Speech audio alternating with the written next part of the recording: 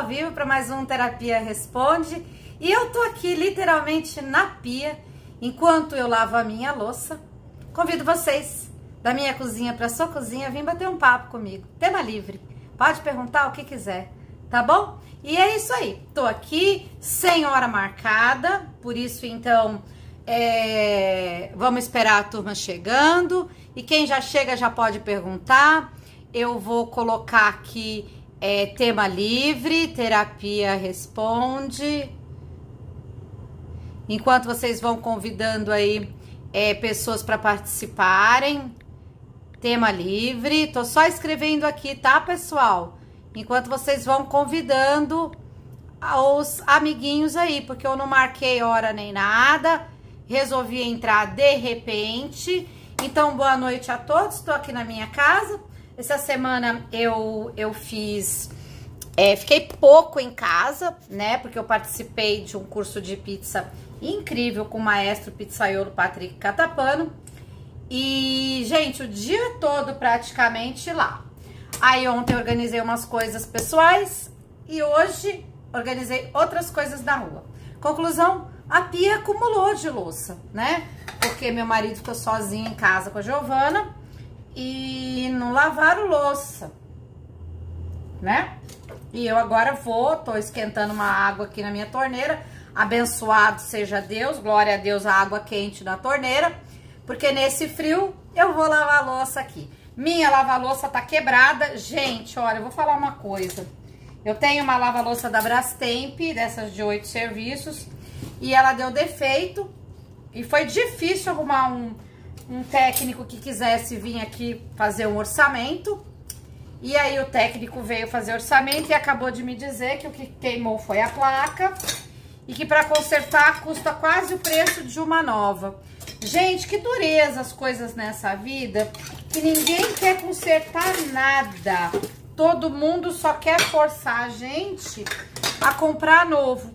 Por quê? Porque a mão de obra, o material, todo o serviço de fazer o conserto é quase o mesmo preço de fazer um novo. De comprar um novo. Então, a gente fica aí nesse consumismo desenfreado, onde a gente não conserta nada, só faz ter coisa nova e faz o que com o velho? Joga no lixo um monte de peça aí de volta, né, para entulhar aí na nossa natureza. Pronto, lavei um monte de xícara de café. Meu marido fica em casa, toma café pra caramba. Olha aqui, para não dizer que não lavei, olha aqui, ó, um monte de xicrinha de café. Vamos lá, deixa eu ver aqui o que é que a turma já perguntou aqui na chegada. Vanessa, me tira uma dúvida, farinhas importadas, como controlar a fermentação de mais de 24 horas?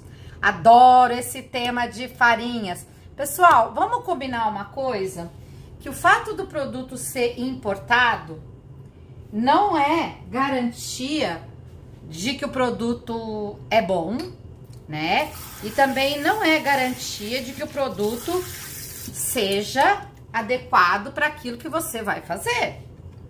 Então, é isso, tá? Então, vamos lá. E quando a gente fala que o produto é importado, significa que é um produto que não é fabricado no Brasil. Vocês sabem qual é o tamanho desse mundo que a gente vive.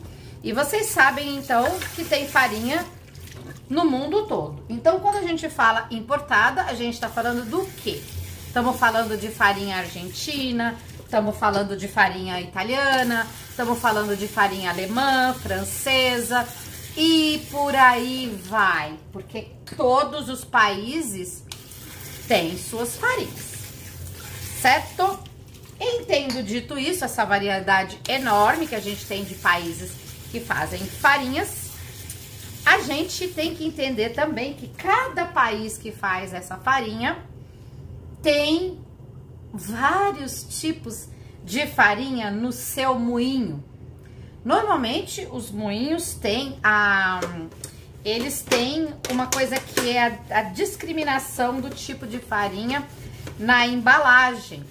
Então, você tem que ir lá e ver o que primeira coisa, a embalagem da farinha importada que você vai comprar tá falando pra você, né? quanto de força tem essa farinha, representado por uma informação que se chama W, quanto de proteínas insolúveis tem essa farinha, normalmente aparece no rótulo a quantidade de proteínas totais, mas para nós, para fazer pão, o que interessa são só as insolúveis, e qual também o equilíbrio entre as farinhas, né, entre o que tem de gliadina e glutenina, que são as duas farinhas que formam o glúten, o equilíbrio entre elas é o que dá o bom pão para nós. A gente gosta de um P sobre L entre 0,5, 0,6, até 1, tá bom?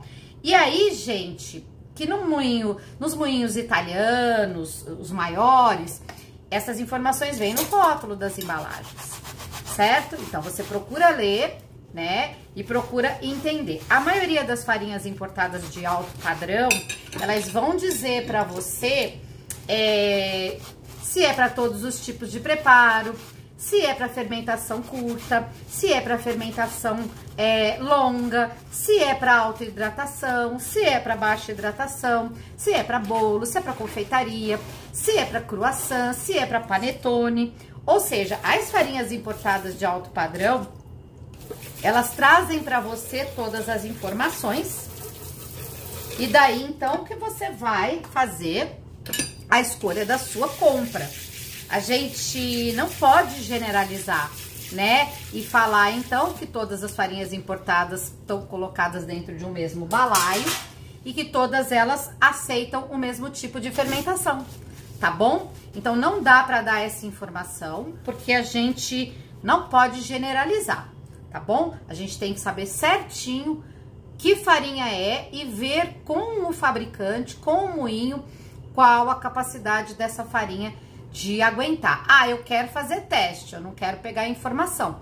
Então, você pega a farinha que você quer testar e faz uma massa teste e vai testando ela. Olha como ela fica com 12 horas, olha como ela fica com 24, aí você deixa um pouquinho mais e vai fazendo o teste. Eu mesmo tenho massas que estão aqui com teste, né? Então, eu tô sempre fazendo o teste, mas a melhor maneira é ver direitinho a informação com o moinho, no rótulo, ou entrando em contato com o moinho pelas redes sociais ou por e-mail e perguntando. Esses dias eu comprei uma farinha italiana no Irota, uma farinha que eu não conhecia, e ela não veio as informações, essas informações importantes, né? Eu liguei lá, liguei não, né? Mandei um direct, porque é um moinho italiano. Mandei um direct e eles me responderam. Eles falaram, olha, o W é 200, o P sobre L é 0,6 e recomendamos que essa nossa farinha para todos os tipos de preparo, recomendamos uma fermentação curta, no máximo de 12 horas a 18. Foi isso que eles me responderam, né? Então aí agora eu já sei que é uma farinha para todos os tipos de preparo e uma farinha fraca, que eu até posso fazer pão com ela, desde que eu respeite a hidratação, né? E desde que eu respeite o tempo de fermentação que o próprio moinho me recomendou, tá bom? Ah, mas eu posso fazer mais do que o moinho recomendou? Posso, né? Posso. Eu vou ter uma massa mais degradada, eu posso ter um pão que não salta tão bem, não abre tão bons alvéolos, eu posso ter uma massa mais branca, né? Porque o moinho não recomendou tanto tempo, mas eu fiz, ok? Então, farinha não é tudo igual, tá? Testes são importantes. Pera aí que eu vou colocar a minha loucinha aqui, porque hoje é terapia cheia de louça. É o que eu tô fazendo aqui hoje. E aí já vou ler mais perguntas, tá? Live sem tema especial, live para tirar dúvidas, enquanto eu lavo a louça. Boa noite a todos que estão chegando. Bora fazer pergunta, gente. Se vocês não fazem perguntas, a gente não consegue desenrolar aqui. Ó, o colega Vanessa tá dizendo sobre a Manitoba. Ok, bora continuar falando de farinha. É só ela que perguntou, é só ela que vai receber resposta. Assim, a Manitoba é um tipo de grão da região de Manitoba, é uma região canadense. E é um tipo de trigo que tem muito glúten, né? muito de um tipo de proteína que produz um glúten muito forte, muito elástico. A gente não ficar falando de nome técnico aí, tá? Falando genericamente.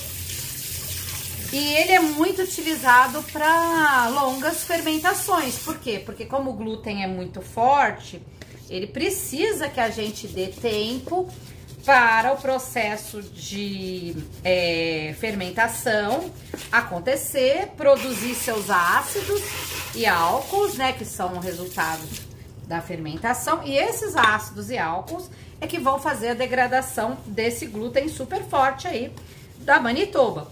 Por isso que a Manitoba é a farinha preferida para fazer os pré-fermentos, né? E o que são pré-fermentos? Farinha, água e alguma ação fermentativa, né? No meu caso, eu uso o levain, que é o pré-fermento. Os italianos usam muito a biga, que também é um pré-fermento, e tem o pulish, né? Tem esponja também e tudo mais, né? Então, a gente faz um pré-fermento para depois fermentar uma massa maior. Então, para esse nosso pré-fermento não entrar na massa muito degradado, a gente utiliza no pré-fermento uma farinha de força, tá bom? Porque normalmente o pré-fermento compõe parte da nossa massa, né? No caso do levain, eu uso 30%, no caso da biga, 45, 50 até 100%, no caso do pulish, né? Também tem lá 100% da farinha e da água. Então, o que acontece? Degrada. E aí, se você pega esse pré-fermento e joga na sua massa de produto que você vai fazer uma segunda fermentação, se ele já entra com muita acidez e muito degradado a farinha, ele vai comprometer o resultado do restante da sua massa. Então, para isso, a Manitoba é recomendada para processos em que você vai precisar de tempo e acidez para degradar isso daí. Panetone, que faz primeiro impasto, segundo impasto, então utiliza-se uma farinha de força, né? Já houve um tempo em que fizemos muito panetone com Manitoba. Hoje em dia, os moinhos já estão especializados e já estão desenvolvendo farinhas... Quebrei um trem aqui.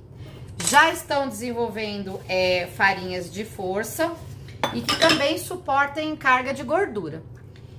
E aí, estão fazendo farinhas melhores para panetone. Mas é isso, a Manitoba é uma farinha de muita força. Eu não recomendo usar pura para fazer pão em processo de 24 horas de fermentação, né? Mas você pode usar a Manitoba para fortalecer e enriquecer alguma farinha que você não esteja satisfeito com a força dela. Tem lá uma farinha fraca, e você pode usar um pouco de Manitoba, 20, 30%, e fortalece aquela farinha fraca, tá bom? Vamos ver o que mais. Quebrei um prato, faz parte. Bora fazer pergunta, turma. A live hoje é sem tema definido, é só realmente pra gente ocupar o meu espaço de tempo que tô aqui lavando louça. Se vocês não perguntarem nada, eu fico sem ter o que falar. Cris, sou do grupo da Terapia NC e até fiz o seu maravilhoso bolo. Maravilhoso. Bolo de banana, bolo de maçã, bolo de frutas em geral. Eu ponho descarte de levain, porque eu gosto do sabor, eu gosto dos nutrientes e eu gosto também da textura que o descarte de levain dá na massa. Ah, Cris, mas o descarte de levain é lixo. É porcaria. É lixo e é porcaria se você tiver um descarte parado lá na sua geladeira, dias, semanas, e aquilo ficou líquido, super ácido, super alcoólico. Aí, claro, né, gente, que aquilo é lixo, né? Mas se você, por acaso, não usa seu levain com frequência e você tem que estar sempre alimentando ele, e mesmo assim você não usa, e aí quando você vai fazer pão, você tem que alimentar e ele vai ficar muito, você faz um descarte, renova a colônia, e aquele descarte não vai ser um produto velho, vai ser praticamente um produto igual ao levain que você vai utilizar no pão, só que ele é muito... Aí ele pode entrar na sua receita de bolo, fica muito interessante, tá? E também, gente, eu tenho muitas receitas com descarte de levain gratuitamente aí nas minhas redes sociais, mas também tenho à venda uma apostila, né, um e-book de receitas com descarte de levain, que eu vendo baratinho, tá? Deixa eu pôr a louça aqui e já volto para responder mais perguntas. Hoje é terapia, literalmente, terapia cheia de louça. Tô aqui lavando louça de vários dias, que ficou parada dentro da minha pia, e eu agora vou lavar. Então, Cris, saberia me informar, por favor, se eu der 6 horas na segunda fermentação, já ficaria saudável para consumo, onde o glúten estaria degradado? Eu acho 6 horas muito pouco, né? Segundo estudos, e não sou eu que falo, que a partir de 18 horas a gente já considera uma longa fermentação. 6 horas eu acho uma fermentação muito curta. Para você conseguir degradar esse glúten num espaço de tempo tão curto, você teria que usar uma farinha muito fraca e um fermento muito ácido, né? Um meio muito ácido. Aí você conseguiria fazer uma ação química, né? Forçada, para você degradar esse glúten aí. Ah, que pena, ó. Quebrei esse pratinho tão bonitinho. Paciência, né? Quebrou. Depois eu vou embalar. Turma, eu nunca jogo vidro quebrado direto no lixo, tá?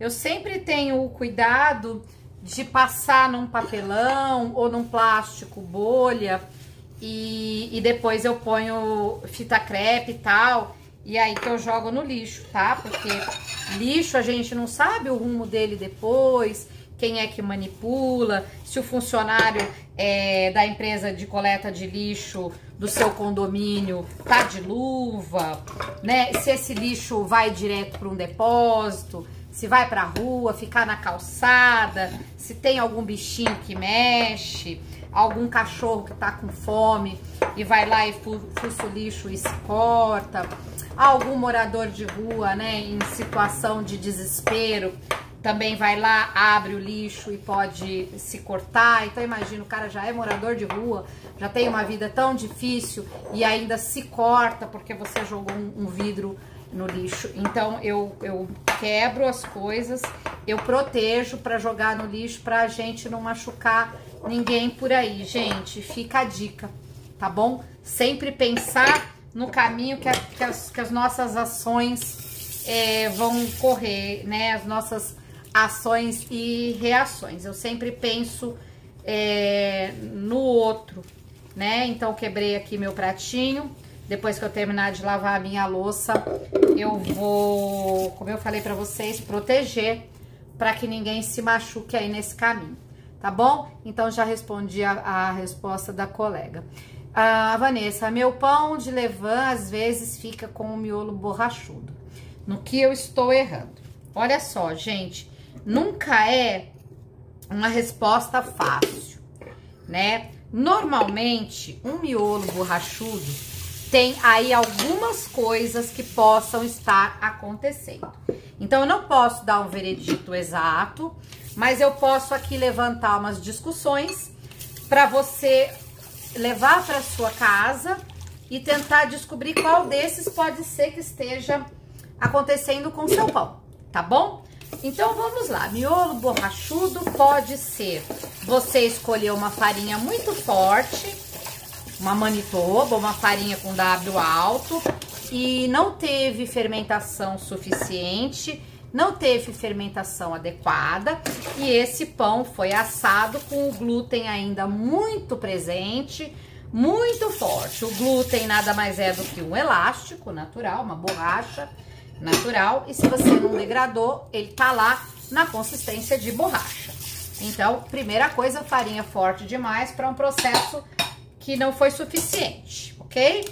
Segunda coisa, um pão que fermentou pouco, né? Pão mal fermentado deixa um pão borrachudo. Outra coisa que pode deixar o seu pão borrachudo é um forno muito quente, né? Um forno muito quente, ele não permite que o seu pão se desenvolva. Você coloca ele lá, ele carameliza, endurece a crosta, faz uma carapaça e toda a água do seu pão fica lá dentro cozinhando aquela massa.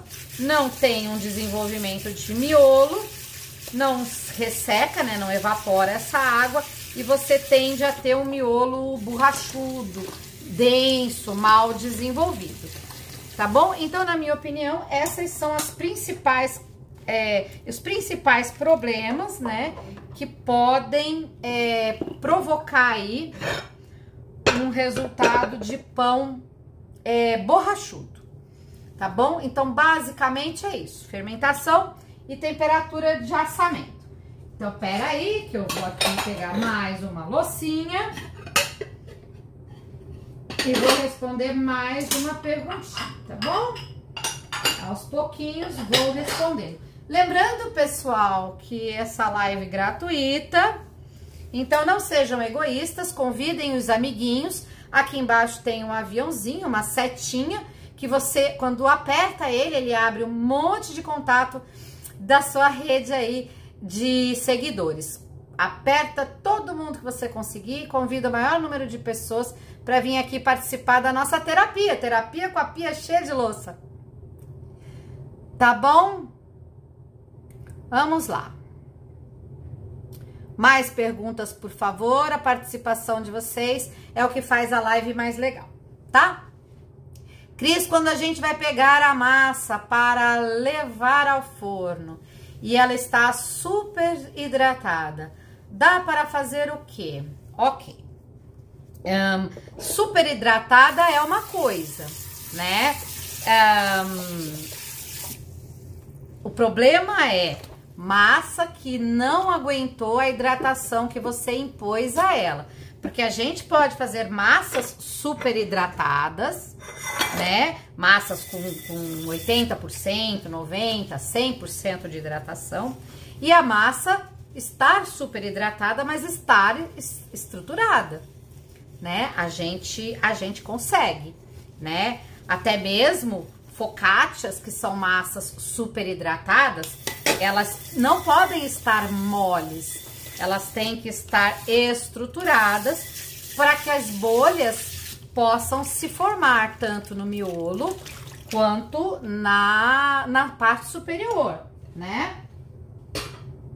Quando você faz uma focaccia com uma massa que tá mole, ou porque você afogou essa farinha, né?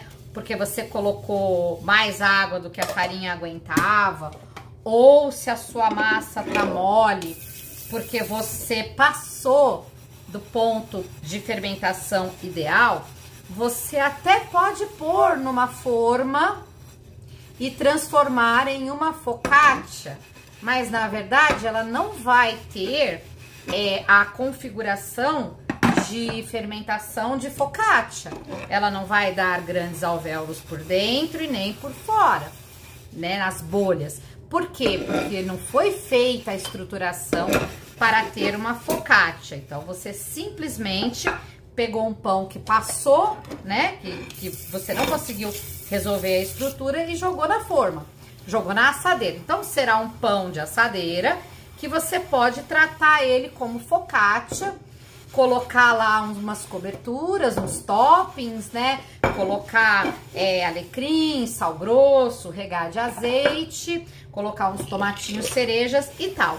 Ele vai ficar com uma aparência, né, externa de focaccia, mas ele não terá as características estruturais da focaccia.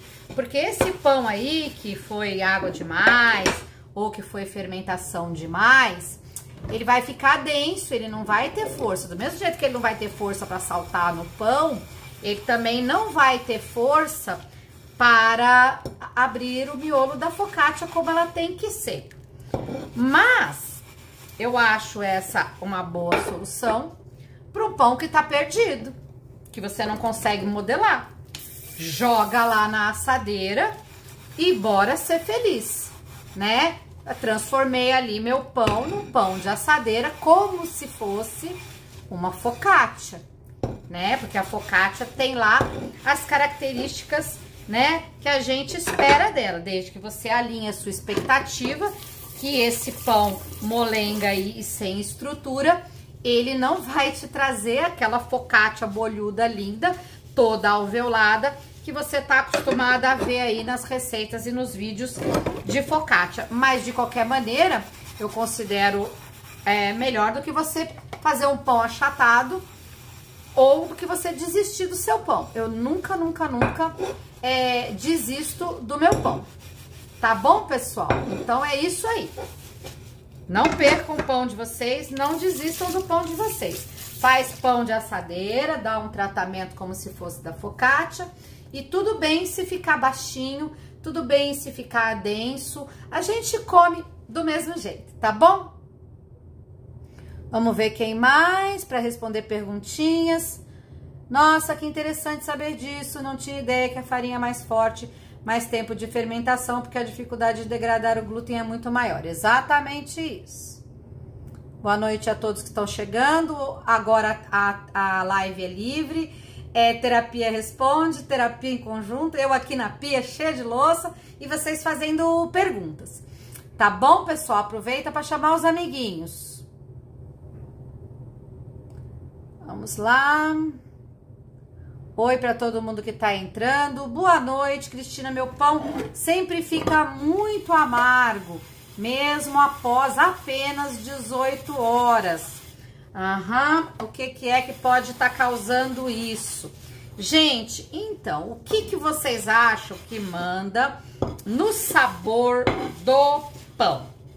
Vamos fazer um raciocínio juntos aqui, né? O que vai mandar no sabor do seu pão são os ingredientes dele, certo? Óbvio isso, não é verdade? Então, aí, se o seu pão tem água, farinha de trigo, sal e levain, o sal não é amargo, a farinha de trigo também não é amarga, o que sobra para estar trazendo esse sabor amargo para o seu pão só pode ser o seu levain, certo? Então, isole todo o resto e comece a pensar o que você está fazendo com o seu levain para que ele fique com esse sabor, né?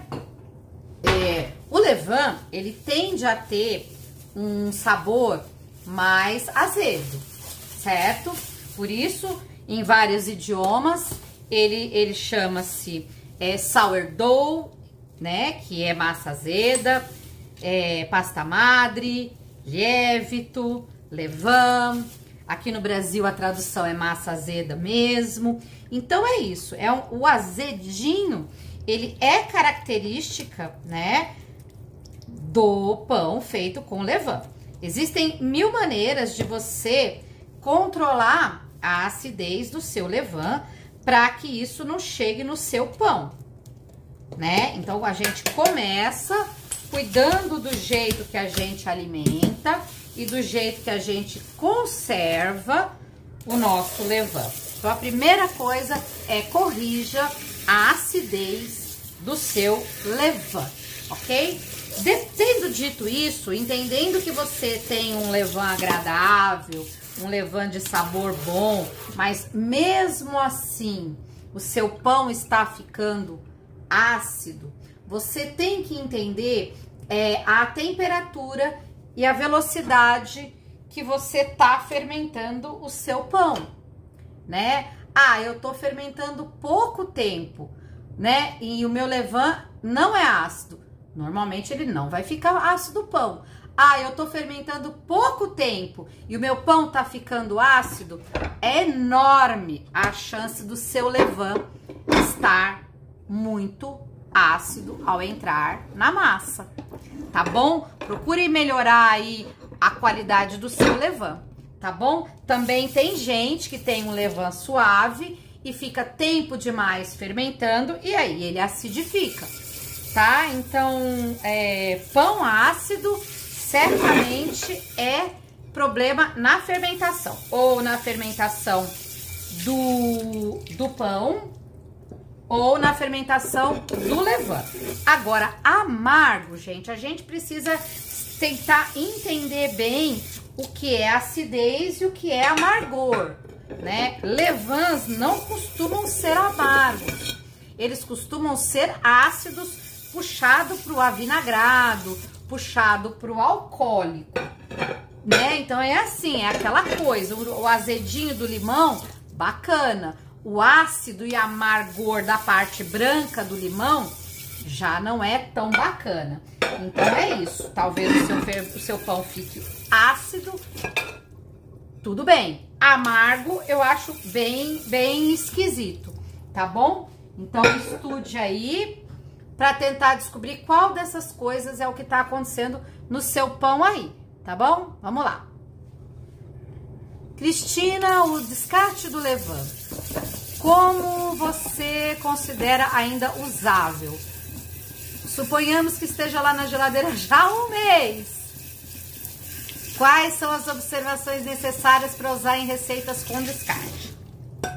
Bom, eu já respondi essa questão aí, mas eu não sei se você entrou agora, se tem mais gente que entrou agora, então eu vou responder novamente. Turma, o que eu considero de descarte de levain é tudo aquilo que sobrou da alimentação do seu fermento madre, e que você não vai utilizar para fazer outro pão. E que você também não vai guardar, porque é muito para você, certo? Descarte de um mês na geladeira, na pior das hipóteses, você só pode fazer crostini. Tempera com lemon pepper, alho, salsa, orégano, e ele vai realçar aquele azedinho do fermento, porque um mês parado na geladeira, ele já ficou bem azedinho. Agora, se ele oxidou, ficou cinza, ficou esverdeado, degradou tanto que a farinha foi pro fundo do pote e a água e o álcool subiu e separou, né, decantou, eu não considero isso um descarte aproveitável. Eu realmente considero lixo. O descarte aproveitável para mim, eu nem vou falar de tempo, eu vou falar de aroma e sabor. O descarte aproveitável para mim é aquele descarte que ainda é um levain gostoso, né, que não tá podre, que você comeria, né? Aí sim, porque há que se entender que o descarte, ele vai compor qualquer receita que você for colocar ele. Ele vai passar a ser o ingrediente de sabor ali. E aí você põe um trem que tá com gosto ruim, ele vai estragar a sua receita. Então, não falando de tempo, porque tempo é extremamente relativo, né? Depende da qualidade da farinha que você alimenta seu fermento, depende do tempo que ele, da temperatura que ficou na sua geladeira, depende da atividade fermentativa do seu levain. Então, assim, né, no mesmo período de tempo, descartes podem ser diferentes. Escolha sempre usar um descarte que ainda é gostoso. Vou dar um exemplo aqui, ó. Olha. Este é o meu levain, minha massa madre. Tava aqui, dobrou, triplicou, quadruplicou, aumentou 4 vezes. E acredite se quiser, ainda não chegou no pico, ainda tem potencial de crescimento, certo? Aí, gente, esse levain maravilhoso vai ter que ser realimentado, concorda? Porque eu não vou usar e ele vai chegar no pico e vai cair. Só que eu nunca deixo o meu levain cair.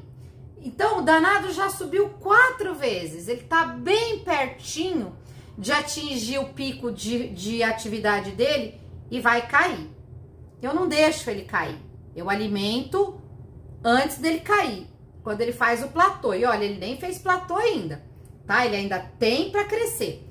Eu vou alimentar ele, porque eu não quero que ele sofra. Vou fazer o que com tudo isso aqui, se eu não vou fazer pão? Se eu alimentar isso aqui tudo, 1, 2, 3, o trem vai ficar muito, né? Então, eu tiro, fico só com 50, 100 gramas, alimento 1, 2, 3 e volto pro meu pote. O que eu faço com todo o resto?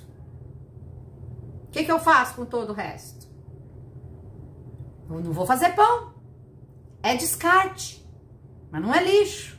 Ah, mas você podia fazer pão com descarte. Podia, tá no pico, mas eu não vou fazer pão. Mas eu preciso alimentar ele. Então, esse descarte é que eu faço as receitas. Um descarte bom, cheiroso, gostoso. Isso aqui você faz tudo. Faz piadina, faz grissini, faz crostini, faz bolo, faz bolinho de chuva, faz... Ai, gente, bota em tudo. Vai farinha, bota descarte de levain.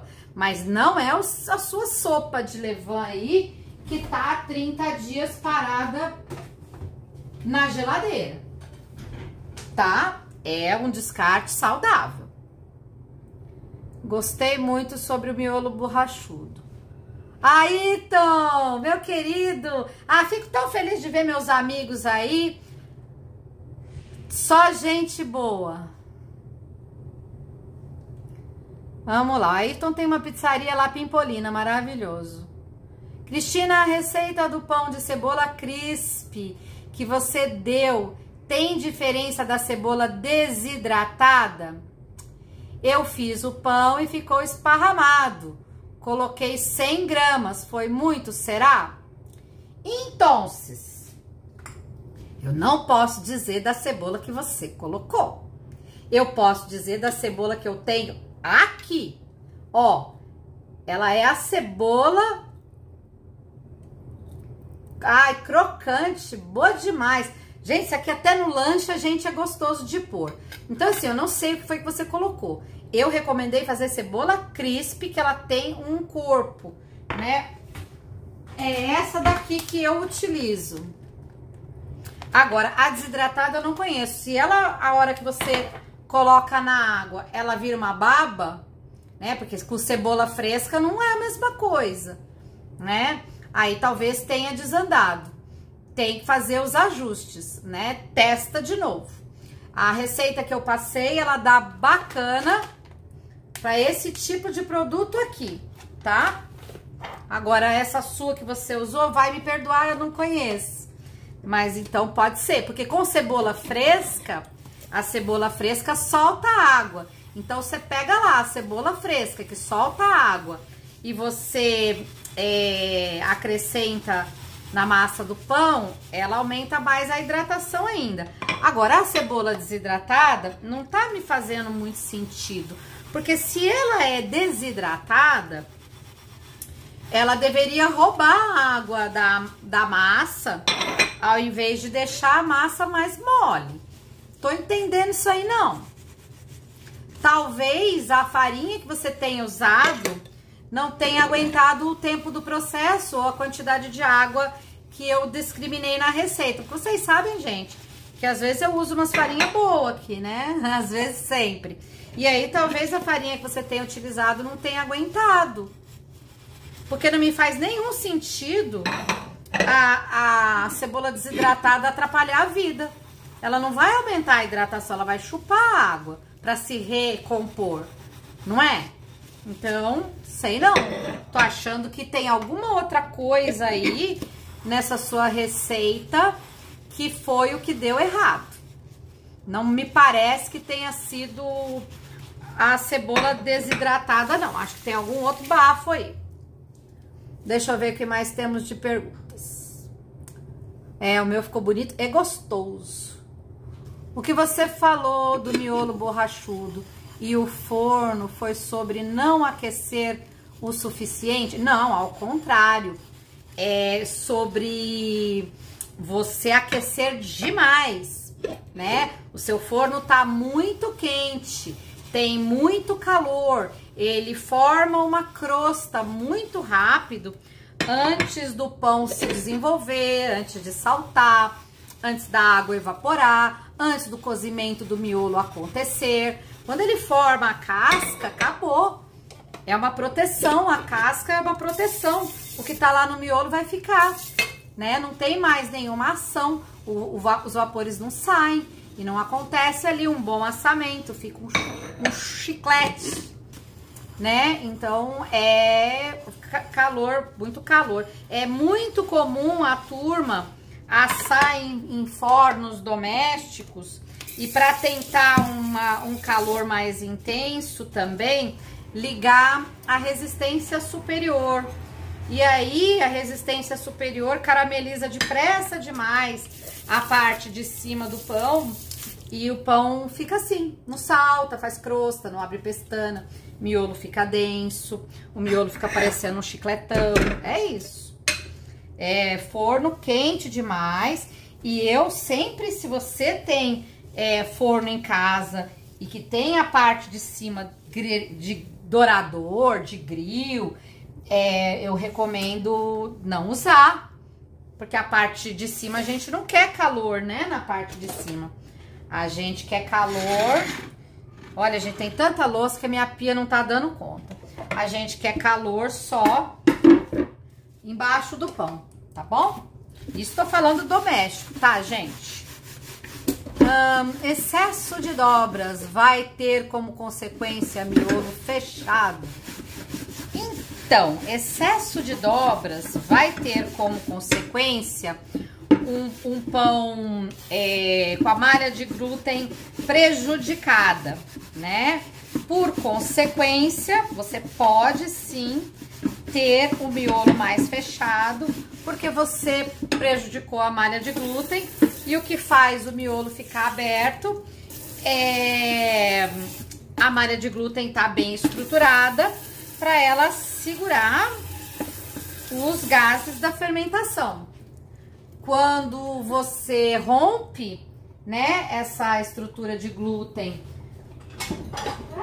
com o excesso de manipulação, seja ele através de dobras, seja ele através de excesso de batimento numa massa, seja ele excesso de sova na bancada, você pode ter prejuízo em vez de ter vantagem, né não? Então, além de a massa começar a ficar rasgando, né? Normal, às vezes eu vejo lá a pessoa fazendo dobras e a massa já tá super rígida, mas a pessoa ainda tá forçando e aí a massa começa a se rasgar toda. Por quê? Porque a massa já falou pra você que ela já tá estruturada, que ela não precisa mais de dobras. E você continua a forçar, ela começa a rasgar. E eu acabei de perder a bucha aqui na minha organização da pia. Achei, né? Então é isso, tá bom? Vamos mais perguntas. É só um aproveitamento da massa. Passei para te deixar um beijo. Beijos sempre são bem-vindos. Muito obrigada. Beijo para vocês também. A paneteria perguntou: meu pão cresce bastante, mas não está ficando com aquele sabor azedo, está muito suave. Deixo fermentar mais em temperatura ambiente ou na geladeira? Olha só, o azedo vem, como eu já falei, vou falar novamente, vem de duas coisas. A primeira é da acidez que tem o seu levain. A segunda é do tempo e da qualidade de fermentação que você tá fazendo, né? Por quê? Porque quanto mais fermenta, mais vai produzir álcool e ácidos, que é o que você quer aí, né? Essa fermentação pode ser em temperatura ambiente, se ela não passar, e ela pode ser na geladeira. Quando você faz, espera aí que eu já volto. Quando você faz uma extensão de fermentação na geladeira, ela só fermenta enquanto ela tá na temperatura ambiente e ela tem um salto para chegar na temperatura da sua geladeira. Neste período, o seu pão fermenta. Quando ele chega na geladeira na temperatura desejada, ele passa a maturar. Qual é a diferença? Na fermentação, ele produz gás, CO2, e cresce. Na maturação, ele não produz gás, ele não cresce, ele retrai na geladeira, mas ele continua tendo reações enzimáticas. E aí, o seu pão degrada e azeda também, tá bom? Então, muito cuidado, porque a acidez traz com ela a responsabilidade de ter ali um controle maior dessa fermentação, para que o seu pão não tenha malha de glúten degradada e para que você não tenha prejuízo de perder essa massa na hora de assar, esparramar, fechar os alvéolos e tudo mais. Então, muito cuidado para quem gosta de pães mais azedos, trabalhe com uma farinha de mais força, tá bom? Ou acidifica o fermento e faz uma fermentação mais curta. Ou não acidifica o fermento, trabalha com uma farinha forte e faz uma fermentação mais longa. Tem muitos caminhos, gente. Na vida, eu gosto da vida, sabe? Porque na vida a gente tem vários caminhos e tem muitas escolhas. Não precisa ter uma resposta única, tá bom? Escolhe aí o melhor que for pra você. Mas não esqueça, acidez perigosa, que ela pode prejudicar o desenvolvimento final do seu pão, tá? Porque a acidez, ela não é responsável só pelo gosto, né, gente? Tá bom? O que mais? Vamos ver. Nunca desistir, sempre dá pra sair alguma coisa. É isso aí. Maestro Mário Tacconi, olha, gente, o conselho desse mestre vale 2. Beijo grande. Se eu colocar farinha na massa, que ficou mole, porque não suportou a hidratação, dá pra recuperar a massa e fazer pão? Então, esse raciocínio, ele parece muito óbvio, né? Todo mundo que tá começando a fazer pão, quando vê que o troço tá desandando ali, corre botar mais farinha. Então, assim, você tem alguns momentos em que você ainda pode colocar a farinha, tá?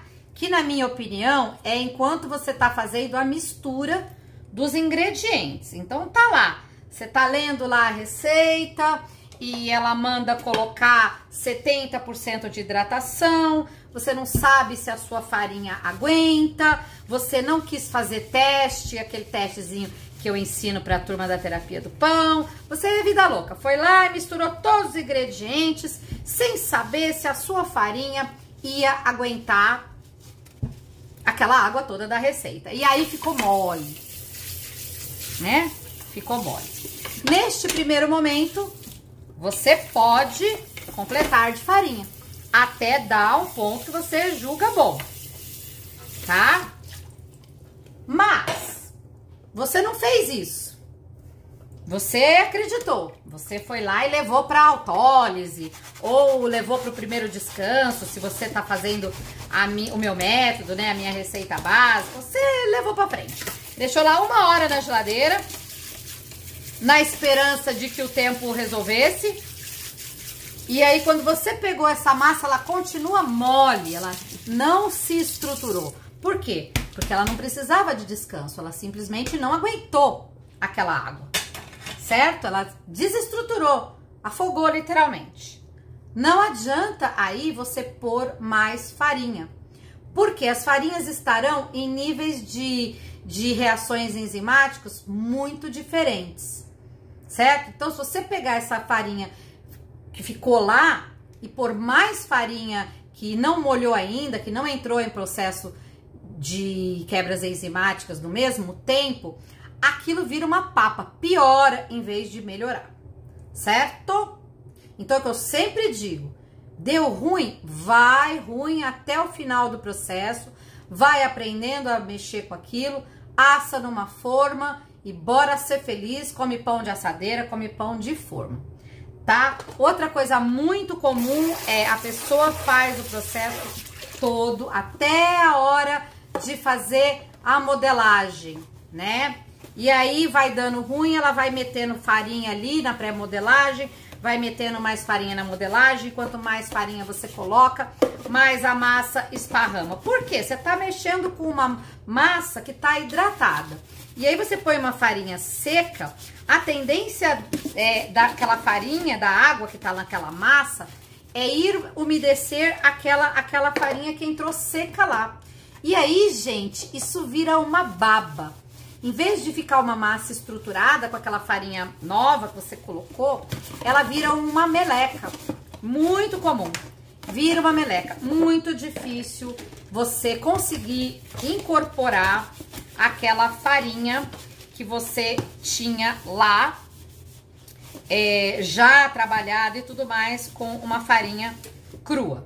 Lógico, pessoal, que eu tô falando aqui no universo doméstico, tô acreditando que tô falando para uma dona de casa que tá fazendo ali o seu pãozinho e que ainda não conhece a sua farinha, tá bom? Porque existem muitas técnicas na panificação onde a gente utiliza, né, massas fermentadas e acrescenta-se farinha de trigo nova e faz um novo batimento, né, e tudo mais. Aí são coisas diferentes.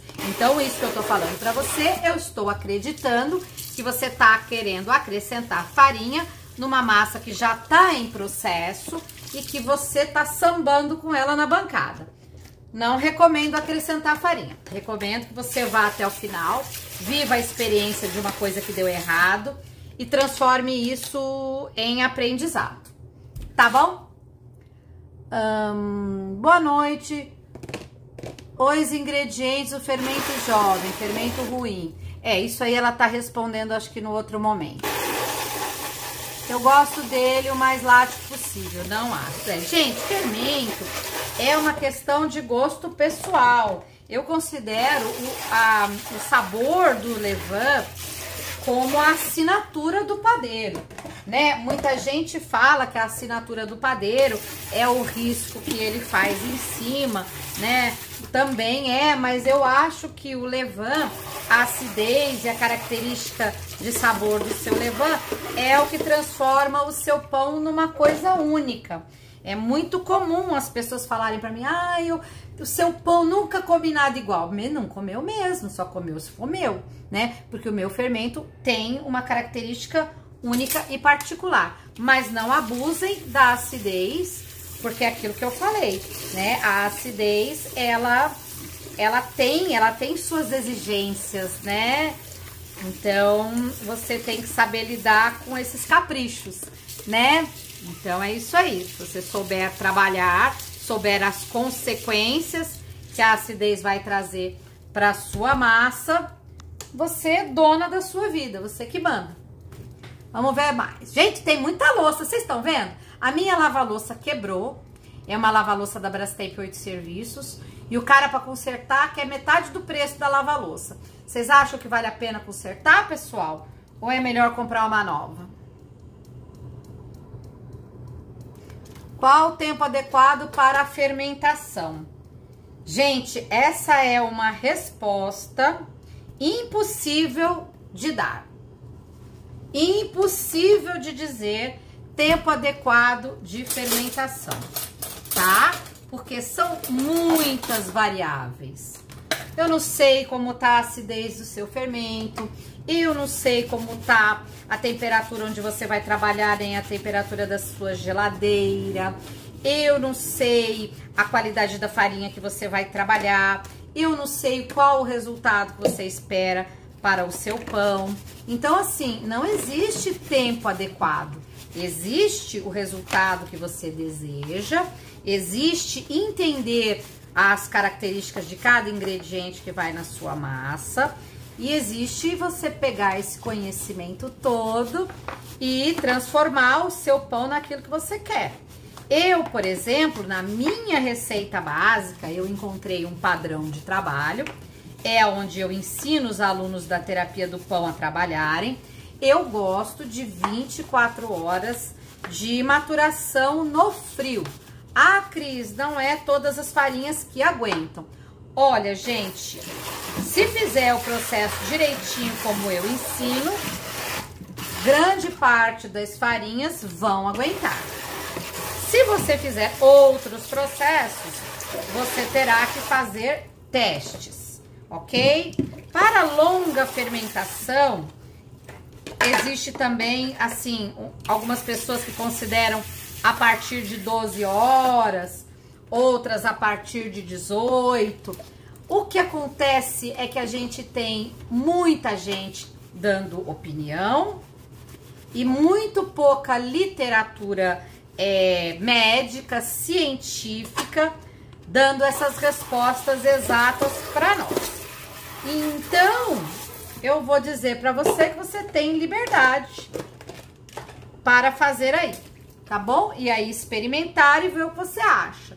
Por exemplo, eu como um pão que fermentou menos tempo, eu sinto, né? A minha glicemia sobe, a minha digestão fica mais lenta, eu fico, né, mais estufadinha, eu acho que o pão fica mais elástico. Quando eu como um pão que eu faço aqui, gente, minha diabetes não sobe nada, eu como 1, 2, 3, 4, parece que não comi nada, você entendeu? O pão chega, desmancha de tanto que eu deixo degradar a malha de glúten, porque eu vou no limite, a ponto dele ficar bem digerível e conseguir assar.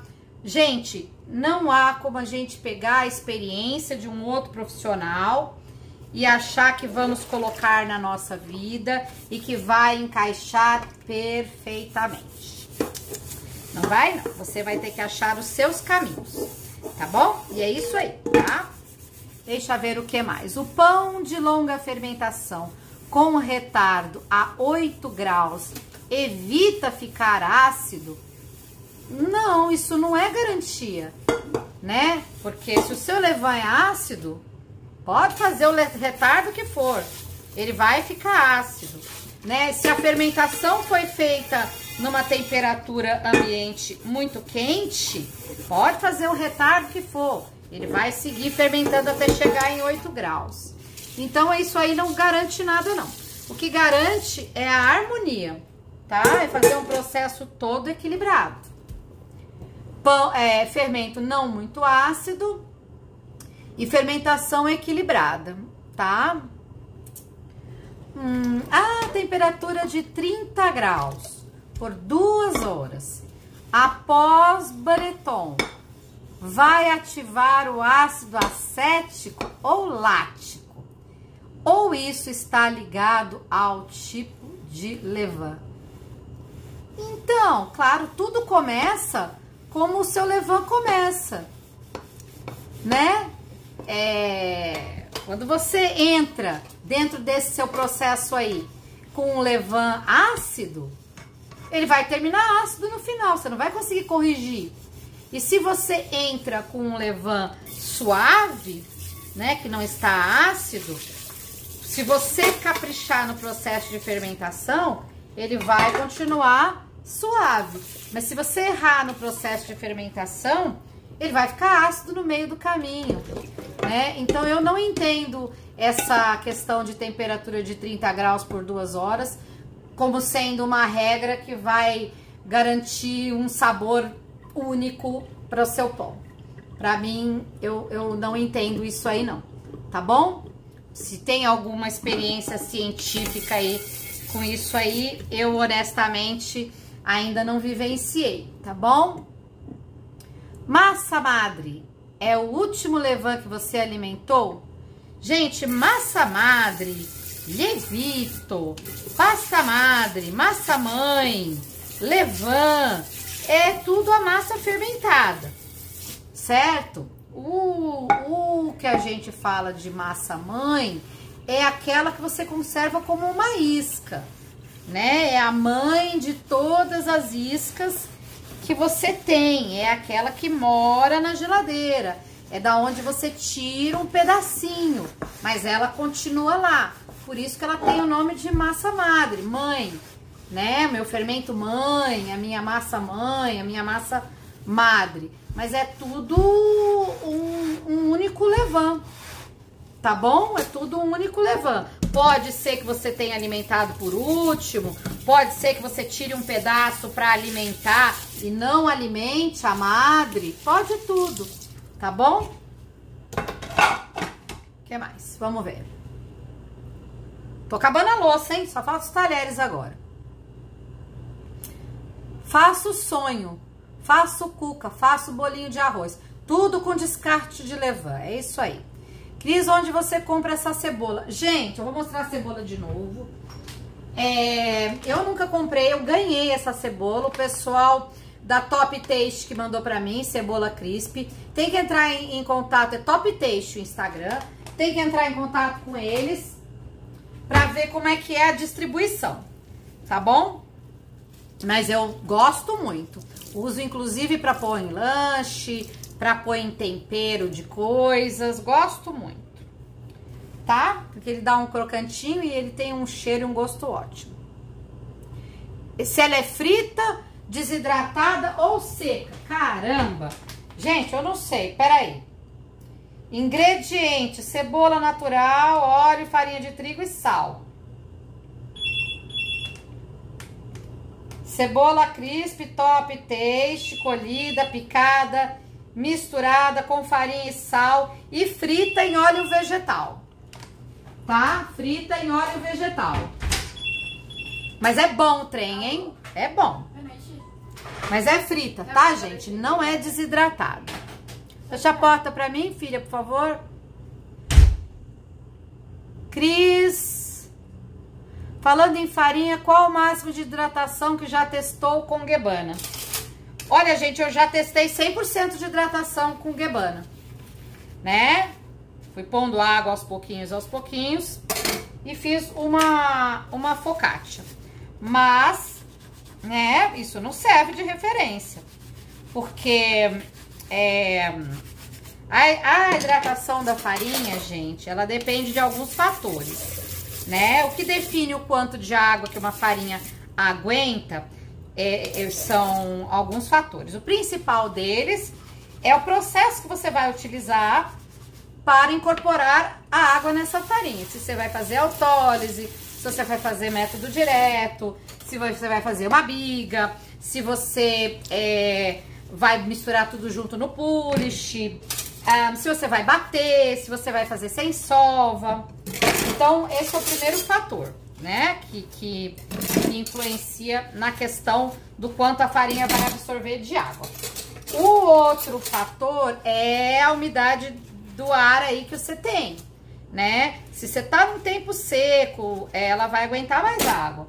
Se você tá num tempo úmido, ela vai aguentar menos água, né? Então, não tomem como regra. Vira e mexe, alguém me pede para fazer tabela de absorção de água, mas eu acho que isso emburrece o aluno, né? Põe o aluno num fator limitador e faz ele acreditar que aquela fórmula dá segurança para ele, mas não dá.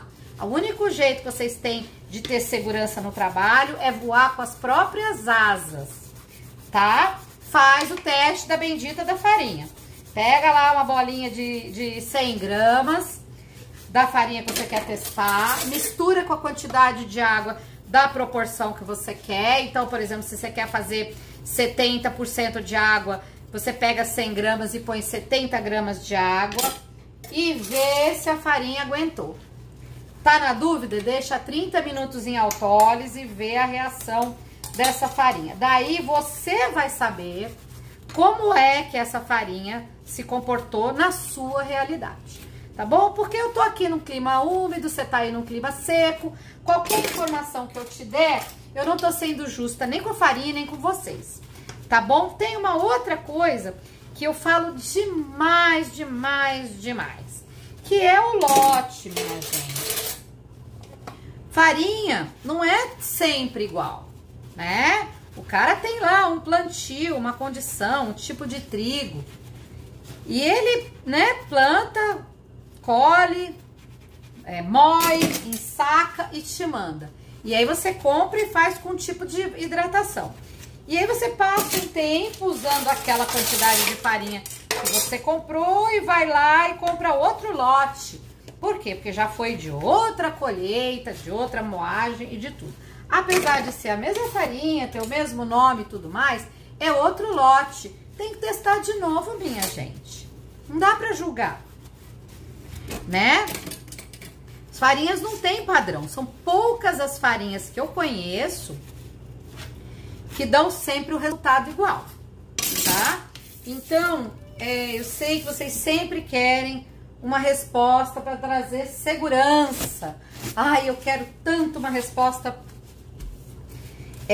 segura, certeza. E o que eu observo, gente, é que quanto mais experiência eu tenho, quanto mais eu aprendo, quanto mais farinhas eu uso e eu conheço, mais eu percebo que não dá para ter certeza de nada. As pessoas que estão com muita certeza das coisas, certamente elas ainda não viveram muito e não experimentaram muito, tá bom? Então, confiem nas suas próprias asas e façam vocês os seus próprios experimentos. Gente, chegou a janta aqui. Vocês viram a campainha que tocou? Meu marido pediu lanche. Então, daqui a pouco eu vou parar de responder. Existe algum tempo adequado para a maturação? Também não, gente. O tempo adequado é o tanto que a sua farinha vai aguentar.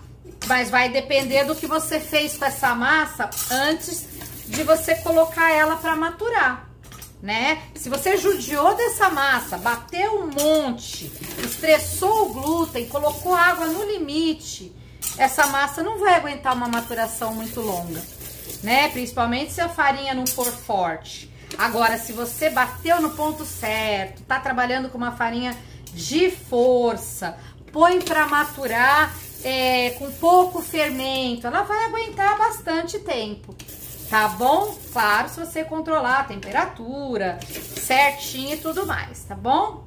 Volto a dizer que é muito difícil a gente colocar tempos máximos e tempos mínimos, porque com inteligência e com conhecimento, a gente consegue controlar tudo isso aí, tá bom? A gente consegue fazer maturação de 5 dias, até de 10 dias, desde que você controle quantidade de fermento, temperaturas e qualidade da farinha, tá bom? Então, maturação longa pode degradar o glúten? Pode sim, porque a reação enzimática, minha gente, não para, tá bom? E essa reação enzimática produz algum tipo de acidez ali, tá? Estou iniciando meus pães de fermentação natural. Parabéns. Eu não tenho muita experiência ainda. Ok, faça testes e procure estudar. Se você tiver a oportunidade de fazer uma oficina terapia do pão, eu tenho certeza que eu vou poder te ajudar muito. A gente tem uma turma da oficina terapia do pão que tá com inscrições abertas ainda. Até o dia 20 eu aceito inscrições, tá? É uma aula 100% ao vivo, funciona assim, ao vivo, da minha cozinha para sua cozinha, online, tá bom? Com suporte de mentoria por 30 dias pelo WhatsApp e suporte nos grupos da comunidade Terapia do Pão no Facebook, enquanto o Facebook deixar a gente hospedado lá, é no mínimo por 1 ano, mas a gente já tá lá com turmas, já vão fazer quase 5 anos e a gente ainda tá lá, todo mundo junto, se ajudando. E eu sempre atualizo a plataforma da comunidade com o que tem de mais legal aí no mundo do pão, tá? Então, quem tá começando e precisar de ajuda, a oficina Terapia do Pão é paga, mas vale cada centavo, porque eu acompanho, né? Então, vocês imaginam, se vocês já aprendem bastante comigo de graça, imagina o cuidado que eu não tenho para quem é da turma que paga, né? Aí, com certeza, o cuidado é muito melhor, né? Tá aberta as inscrições, a oficina é dia 28, é um sábado, começa às 14, termina às 18, e continua no grupo do WhatsApp por 30 dias, tá? Quem quiser informações pode me chamar no direct. Faça o seu pão de sementes fermentadas, fica delicioso. É maravilhoso esse pão, é um pão que se não tomar cuidado, muita gente erra. Turma, o jantar chegou, eu vou tomar o lanche com a minha família, né? Porque eu ainda tenho louça para lavar, mas agora eu vou lavar sozinha. Tem muita gente que fez pergunta aqui, que não foi respondido, me perdoem. Assim que eu desligar essa live, todas as perguntas que vocês ficaram desaparecem, certo? Mas eu vou tentar salvar a live, vou deixar lá no feed para vocês, tá? E vocês repitam as perguntas que não foram respondidas nos comentários da live salva. Eu vou ter maior prazer, eu respondo com maior paciência e é bom vocês refazerem, porque aí as respostas também ficam salvas, né? Para que outras pessoas, quando estiverem olhando o meu feed, elas consigam aproveitar, né? Essas informações, tá bom? E quem quiser informação particular da oficina, do kit do aluno, das coisinhas que eu vendo, da folha teflonada, precisa secar, filha, eu acabei de lavar. Tem lá paninho.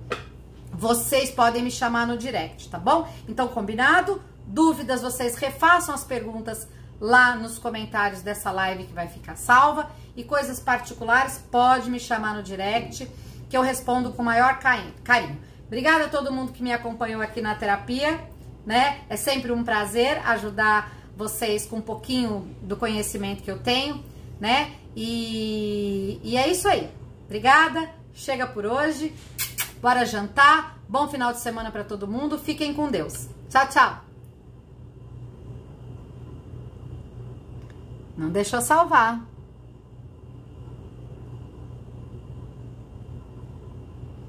Vamos ver.